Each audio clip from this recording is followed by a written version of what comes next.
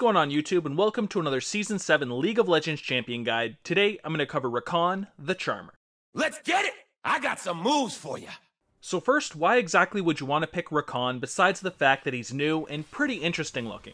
Well, he's a support champion with very high mobility since he can jump on an enemy and then jump back out with his E ability. He then brings multiple crowd controls, which is where one of his main strengths lies. He's also got some pretty damn good AP ratios. Now, we're not really going to go for a high AP build as a support champion, but any AP we do get is definitely going to get well used. With his W and E ability, he has very good engagements and disengagements. And with those abilities, he can even wall jump, which is a nice way to escape. Finally, Rakan has some pretty strong shields. He gets one passively on himself, and he can also shield allies with his E ability. With all that said, however, he does have some pretty high cooldowns early on. You'll have to spend a bunch of time in the lane phase waiting for your cooldowns before you can go in for trades. Rakan, of course, also needs Xayah for his full potential. His E ability will have a much larger range when jumping to her, and she also gives him some nice increased damage with her W. Finally, Rakan's a pretty squishy champion that's relatively hard to master as well. Since you have to go into melee range of the enemy champions and you are squishy, you really have to time your spots. Of course as well, your Q and your W are skill shots as well, and they must be landed in order for you to be effective. For your Masteries, there's two main ones I would consider, and the first one is 18 Resolve and 12 Cunning, grabbing Courage of the Colossus as your Keystone Mastery. Whenever you knock up targets with your W ability, this will proc the shield and make you a lot tankier. It's really strong on Rakan because that shield will really give you some nice trades. You could instead, however, go 18 Cunning and 12 Resolve, grabbing Windspeaker's Blessing as your Keystone Mastery. This will increase the shield from your E ability and your passive, and whenever you use your E ability on an ally, they will get that increased stats from the Windspeaker's Blessing. If you're looking to be more aggressive in trades, take Courage of the Colossus, and if you really want to increase your shields, take Windspeakers.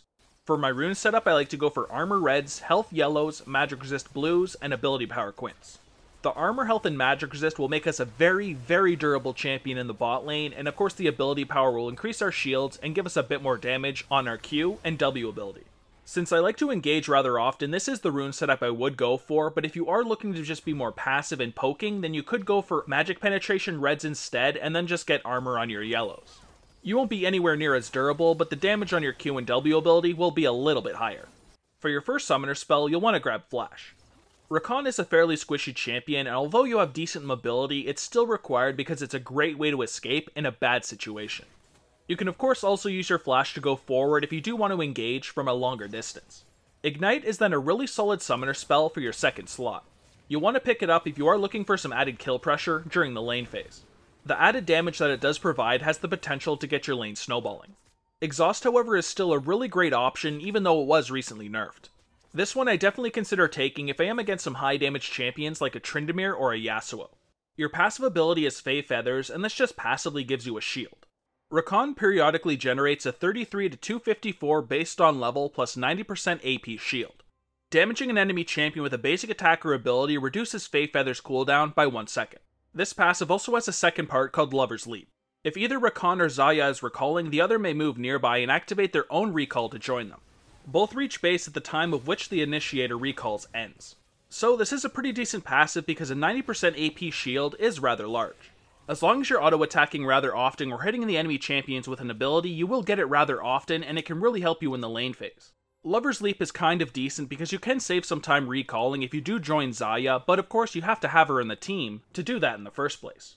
Your Q is Gleaming Quill, and this does some nice damage and also heals people in a circular area. When activated, Rakan slings an Enchanted Feather forward, dealing magic damage to the first enemy hit. If that enemy was a champion or epic monster, a circular area is marked around Rakan. After a short period of time, or if an allied champion comes into contact with the marked area, Rakan heals himself and surrounding allies by 23 to 150 based on level plus 70% AP. So this is an okay ability because it is a damage and a heal, but the range seems rather short, and if people are hiding behind minions, you're not even going to be able to get the heal portion easily. Therefore, I really don't like maxing this ability, but I do like to take it at level 1 because it is decent for doing some damage and healing rather early in the lane phase. Poke the enemy when you can because the heal is kind of decent, and it also reduces the cooldown on your passive. Your W ability is Grand Entrance, and this does some decent damage and also knocks up surrounding enemies for 1 second. When activated, Rakan dashes forward, landing stylishly at his destination. After a dramatic pause, he leaps into the air, dealing magic damage and knocking up surrounding enemies for 1 second. The damage here is okay, and it does lose a second and a half every time we put a point in it on the cooldown, so I do sometimes consider maxing this one first. If I'm looking to be very aggressive in the lane phase, then this will be the ability I max first. One combo I like to pull off with this ability is Eing to my allied champion, then using my W to jump onto the enemy champion, and after I'm done with all my damage, Eing back onto my allied champion once again. This is an easy way to get in some free damage, and as long as your AD carry follows up, you guys can do a nice chunk of damage. It's a really solid escape ability as well, because you can use it to jump over walls. Your E ability is Battle Dance, and this gives you a really nice shield and some great mobility. When activated, Rakan leaps to an allied champion, shielding them for 3 seconds. Battle Dance can be recast for 5 seconds at no cost. When recast, Rakan may select the same target again. If Zarya is the target, Battle Dance is able to be cast from an increased range. So this of course is a really solid ability, and the other one that I will consider maxing first. It has an 80% AP ratio, so the shields are rather strong, and the cooldown goes down 2 seconds every time you put a point in it. As I talked about on the W page, this is some really nice mobility. You can E to an allied champion, then jump on an enemy with your W, and then E back to an allied champion, and be very hard to lock down. If I'm against a really strong poke lane, and I need a lot of mobility, and I need these really strong shields, then I will max this first to help deal with that poke. Your ultimate is the Quickness, and this is a really strong crowd control ability that can hit multiple targets. When activated, Rakan enchants his coat with a captivating sheen for the next 4 seconds, dealing magic damage and charming each enemy he touches. Enemies can only be affected once. Rakan benefits from 50% bonus movement speed for the duration, which is briefly increased to 200% upon first damaging an enemy champion, before decaying back to 50%. So this here is an incredibly strong ability because with all that movement speed, you can charm an entire enemy team. At max rank, this also lasts 1.5 seconds, which is pretty significant on multiple targets. Keep in mind, however, that you can be CC'd when you use this ability, so make sure their crowd controls are down or you are coming in for a flank. As soon as you charm the first target, you'll get a nice chunk of movement speed, and hitting other targets shouldn't be too big of an issue. For your skill order, you first want to put a point in your ultimate whenever you can at 6, 11, and 16. Then you have the decision of maxing your W ability or your E first. If I'm looking to be more passive and I want better shields, I'll max the E ability first, but if I want to be a lot more aggressive and do a bunch of damage, then I'll max the W ability first. Either way, you'll want to make sure you take your Q at level 1 and your W at level 2. The damaging and healing from your Q ability at level 1 is really strong, and your W will allow you to engage or disengage.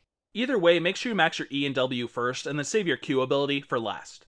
One aggressive combo you could pull off is using your W ability and then flashing. This will instantly put you on an enemy from a long range, then use your Q ability for damage or your E ability if somebody is in front of them. Another combo you can do is using your Q and your E ability. All you have to do here is hit an enemy champion with your Q ability and then jump onto an ally with your E ability and instantly proc the heal. Next here we have the EWE combo. First jump on an ally to give them a shield with your E ability, then engage with your W ability, and when you need to, use your E to disengage and go back to your allied champion. And finally we combine our ultimate with our flash. All you have to do here is use your ultimate and then flash onto a pile of clumped enemies. You can then use your W ability to chain crowd control it into a knock-up as well. Then, if you do need to disengage or just shield an allied champion, use your E ability. Now let's look at a couple AD carry synergies, and first up is Draven. Draven's really strong with Rakan because he really likes aggressive support champions, and you can be a very aggressive support champion if you do go for a W max. As long as you can consistently land your knockups, he's going to be able to follow up with a lot of damage, and the lane phase should be pretty damn easy. Next of course is Zarya, and they're obviously strung together because they boost each other up. She can increase your damage with her W ability, and you can have a longer range on your E ability if you do use it on Zarya. When you combine the really strong crowd control from your ultimate and your W, she can do a massive amount of team AoE damage on top of it and be very devastating. Last here is Kog'Maw, and he really likes the fact that you have a ton of shielding and some really nice peeling. With a Kog'Maw, I definitely go for Windspeaker's Blessing and then just make him an absolute monster with your shields and an Ardent Censer. In teamfights, if somebody is getting on top of him, you can always use your ultimate or your W ability, or if he's rather safe, you can engage and hold people in place for him with your W and your ultimate yet again. In the lane phase, you'll first want to decide if you're going to be playing aggressively or passively. This will depend, of course, on your AD carry. If you feel like you have some really good kill potential with your AD carry against the bot lane duo, then I would want to max my W first, and set up some solid crowd control for my AD carry. If you feel like you're a lot weaker early on, then I would suggest maxing your Battle Dance and shielding as much as the enemy's harassment as possible. When you're level 6, you have a lot more kill potential because you have another really strong crowd control, and if you get help from your jungler, you can get some really easy kills.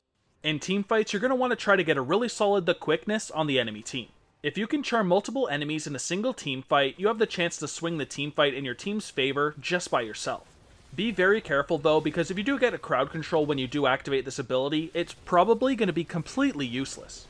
You'll then need to decide how you're going to use Grand Entrance. It's really strong for either knocking up the enemy backline or peeling for your own carry, so you must identify how you're going to use it beforehand.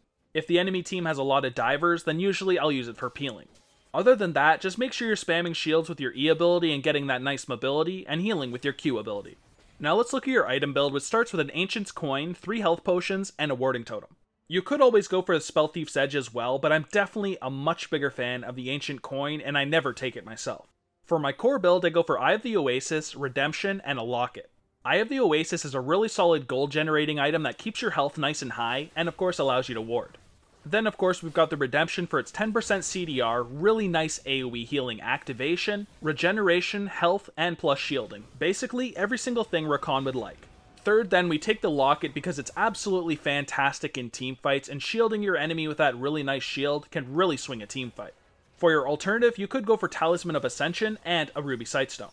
It does have a pretty decent activation since it gives you some nice movement speed, but you're already mobile enough and it's not really that needed. The main reason I don't go for this build though is I don't like wasting an extra slot for a Ruby Sightstone. I like it inside of my item. For your boot options, you can then get Merc Treads against high AP and CC teams, Ninja Tabis against AD teams, Ionian Boots for 10% CDR, Boots of Mobility if you want to spend a lot of time roaming, and Boots of Swiftness for all around mobility. I'm a much bigger fan of going for defensive boots like Merc Treads or Ninja Tabis than the others, but they're all very viable. For your item pool, you first have the Ardent Censer, which is pretty much core. It has some really solid passive effects and gives you some nice ability power in the process. Since Rakan is a champion that likes to stick closely with people because of his E ability, you could go for Knight's Vow or Zeke's Herald. Both are really strong items when you are attached to an ally. Next we have the Mikhails, which is a really solid item if there is a lot of CC on the enemy team and you want to be able to break an ally out of that crowd control. Then if you're against a very high AD team, you could go for a Randuin's. This gives you some nice armor and health and reduced crit damage, but the activation also works really well on you because you're usually jumping into enemies. You'll then be able to hit them all with a slow. And finally, since you are looking for really good engagements with your ultimate, you could get a Banshee's Veil so you can block some sort of crowd control coming in. For my example full build though, I take that core build, pick up some Merc Treads, and then the Ardent Censer and a Knight's Vow. You're going to be a very strong support champion because of the plus healing and shielding on the Ardent Censer and the Redemption, and the really strong AoE shield from the Locket. Then, of course, you're going to be able to make a carry even stronger with the Knight's Vow. But that, ladies and gentlemen, is everything I've got for Support Rakan. Don't forget to check out the video description below for a link to all my social medias. I stream every night but Tuesday at 7 PM Eastern now, and of course that link is down there. As is my Discord server and my second YouTube channel. Also, if you guys did enjoy the video, please make sure you like and subscribe. But other than that, thank you guys so much for watching. I hope you guys did enjoy it, and I will see you in the next one. Take it easy, have a good day, and peace.